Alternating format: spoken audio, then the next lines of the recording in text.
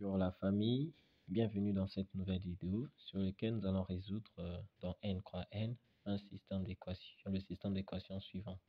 Et ce système d'équations appelé S est présenté par deux équations d'inconnus x et y dans lequel figure une fonction logarithme népérien qu'on abrège par ln.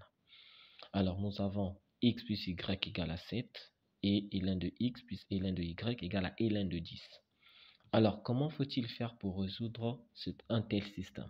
Alors, pour résoudre un tel système, vous serez tenté de passer par la méthode de déterminant de Cramer ou la méthode de combinaison linéaire, ce qui ne va pas marcher ici parce que nous n'avons pas nous avons certes l'inconnu c'est x et y, mais la présence des fonctions logarithmes népériens rend particulier ces systèmes d'équations. D'où, avant de passer au niveau de la résolution, nous allons d'abord rappeler ces notions. La fonction logarithme népérien, c'est une fonction qui n'est calculable que lorsque le réel est strictement supérieur à 0. Donc, pour un réel négatif, le logarithme népérien n'est pas calculable. D'où ici, au niveau du premier point, nous avons le logarithme népérien de a est bien défini si et seulement si le a est strictement supérieur à 0. Et la deuxième propriété qu'il faut aussi connaître, c'est que le logarithme népérien de a plus le logarithme népérien de b est égal au logarithme népérien de a fois b. Et enfin, la toute dernière propriété à retenir, c'est que le logarithme de a est égal au logarithme népérien de b si et seulement si le a est égal à b. Je rappelle encore que pour toutes ces trois propriétés, ou bien ces deux dernières propriétés, le a et le b doivent être strictement supérieurs à 0, parce que le logarithme népérien de 0 n'est pas bien défini, ça donne l'infini, donc ce n'est pas réel, et le logarithme népérien d'un nombre négatif n'est pas calculable. Alors, revenons sur la résolution.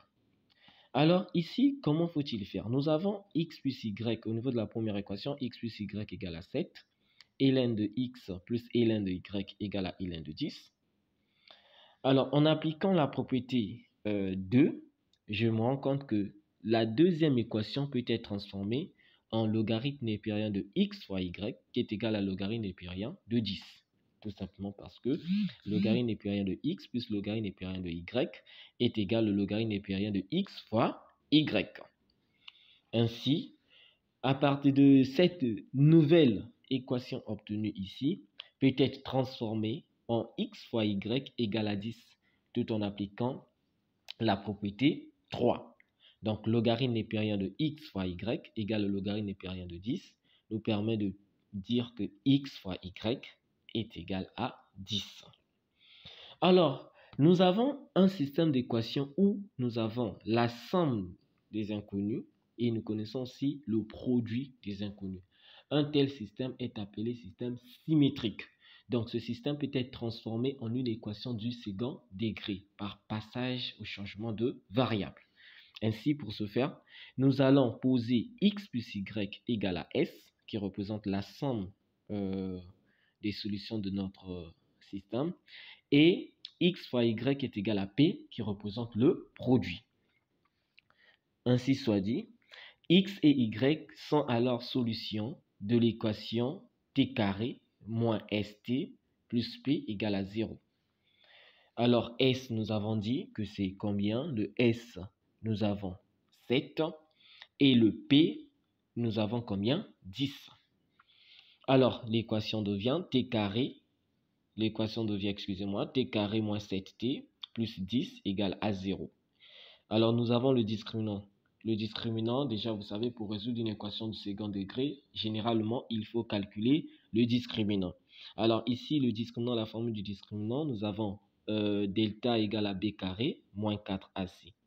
Avec le a qui est le coefficient de t carré, le b qui est le coefficient de t, autrement dit moins 7, et le c qui est le coefficient constant, donc c'est-à-dire qu'il n'a pas de variable, donc 10. Donc ici, nous allons dire que devant le t carré, nous avons rien. En réalité, nous avons 1, parce que le 1, c'est l'élément neutre de la multiplication.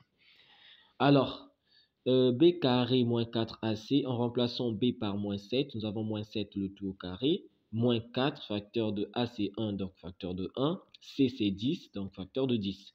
Et moins 7 au carré, c'est ce qui nous donne 49, moins 1 fois 10, c'est 10, et 10 fois 4, c'est 40. Et donc 49 moins 40, c'est ce qui me donne 9. Donc le discriminant est égal à 9. Étant donné que 9 est strictement supérieur à 0, alors notre équation admet deux solutions distinctes. Et ces deux solutions sont des solutions réelles. Deux solutions réelles distinctes que nous allons noter T' et T second, telles que le T' sera égal à moins B, moins la racine carrée du discriminant sur 2A. Et le T second, qui est la deuxième solution, sera égal à quoi? À moins B plus la racine B, moins la racine carrée du discriminant sur 2A.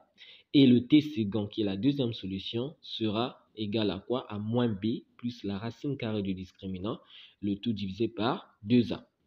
Nous connaissons déjà la valeur de B qui est moins 7. Nous connaissons la valeur du discriminant, nous venons à peine de le calculer, c'est 9. Nous connaissons aussi la valeur de A qui a été identifiée, 1. Donc, en remplaçant ces différentes valeurs, nous avons l'égalité suivante. Donc, T' qui est égal à moins facteur de moins 7, moins racine carrée de 9 sur 2 facteurs de 1. Et de l'autre côté, nous avons moins facteur de moins 7 plus racine carrée de 9, le tout divisé par 2 facteurs de 1.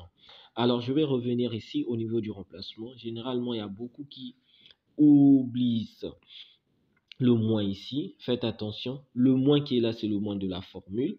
Donc, le moins que nous avons ici, c'est le moins de la formule là. Et le moins 7, c'est la valeur de B. Donc, à ne pas confondre. Alors, le moins fois moins, c'est 7. Et la racine carrée de 9, c'est 3.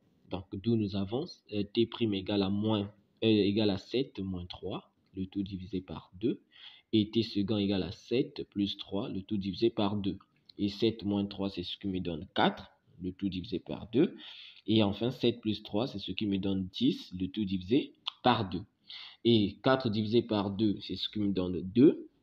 Et 10 divisé par 2, c'est ce qui me renvoie à 5. Alors, rappelons-nous que l'objectif, c'était de résoudre ce système d'équations. Or, au niveau de ce système d'équations, il n'y avait pas la présence de la variable t. Donc, le système d'équations avait pour inconnu x et y. Mais ici, au final, nous avons l'inconnu t. Donc, nous avons t' qui est égal à 2 et t second qui est égal à 5. Donc, le système n'a pas encore été résolu. Alors, une fois que nous avons pu trouver ces deux solutions, donc t' qui est égal à 2, t second qui est égal à 5, qui sont les solutions de l'équation symétrique, il me faut maintenant identifier le x et le y. Mais rappelons-nous que nous avons dit ici en amont que x et y sont les solutions de l'équation t carré moins 5 et moins st plus p égale à 0. Ce qui veut tout simplement dire que le x peut prendre la valeur de t', tout comme la valeur de t second. De même, le y peut prendre la valeur de t', tout comme la valeur de t second. C'est par là que nous pourrons dire donc que x égale à 2 et y égale à 5. Ou encore x égale à 5 et y égale à 2. Et comme c'est un système d'équations à deux inconnus, alors la solution de ce système sera un couple de solutions. Le couple sera noté x, y. Donc du coup, nous avons le tout premier couple qui est x2, y5. Et le deuxième couple qui est x5, y2. Voilà la solution de notre système d'équations. Merci.